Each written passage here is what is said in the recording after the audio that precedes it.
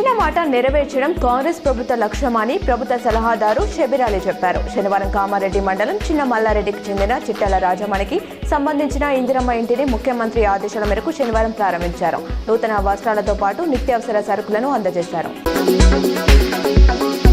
West Bengal పర్యటనలో రాష్ట్రపతి ద్రౌపది ముర్ముకు చేదు అనుభవం ఎదురైంది. అంతర్జాతీయ ఆదివాసీ సదస్సు కోసం అక్కడికి వెళ్లిన రాష్ట్రపతికి సీఎంతో పాటు అధికారులెవరూ స్వాగతం పలకలేదు. అటు సిలిగుడిలోని సభకు అనుమతి ఇవ్వకుండా వేదికను గోసైన్పూర్కు మార్చడంపై ముర్ము అసహనం వ్యక్తం చేశారు. మమతకు నాపై కోపం ఉండొచ్చు కానీ నాకు ద్వేషం లేదన్నారు.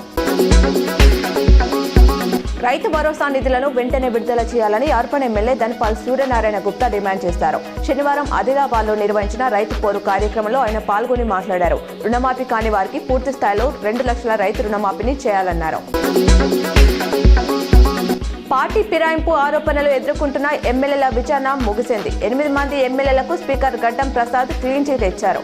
దానం నాగేందర్, కడియం శ్రీహరి కేసులో తీర్పును ఆయన రిజర్వ్ చేశారు. దేశ చరిత్రలో ఇదే అతిపెద్ద మావోయిస్టు లొంగుబాటు అని సీఎం రేవంత్ అన్నారు. మావోయిస్టు అగ్రనేత గణపతి సహా అజ్ఞాతంలో ఉన్న మిగతా వాళ్లంతా జనజీవన స్రవంతిలోకి రావాలని పిలుపునిచ్చారు. గణపతి రక్షణ, ఆరోగ్య భద్రత ప్రభుత్వానిదే అని హామీ ఇచ్చారు. లొంగిపోయిన మావోలకు ఆరోగ్య, ఆర్థిక భద్రతకు ప్రభుత్వం తరపున హామీ ఇస్తున్నామన్నారు. ప్రభుత్వం ప్రకటించిన గద్దర్ అవార్డులో హీరోయిన్ రష్మిక ఉత్తమ నటి అవార్డు గెలుచుకోవడంపై ఆమె ఫ్యాన్స్ ఖుషి అవుతున్నారు. రష్మికను తెలంగాణ కోడలుగా అభివర్ణిస్తూ ఈ పురస్కారం ద్వారా రాష్ట్ర ప్రభుత్వం ఆమెకు ఘన స్వాగతం పలికిందని ఎక్స్లో సందడి చేస్తున్నారు. భవిష్యత్తులో ఆమె మరిన్ని అవార్డులు, సినిమాలు చేయాలని ఆకాంక్షిస్తూ ఫ్యాన్స్ పోస్టులు పెడుతున్నారు.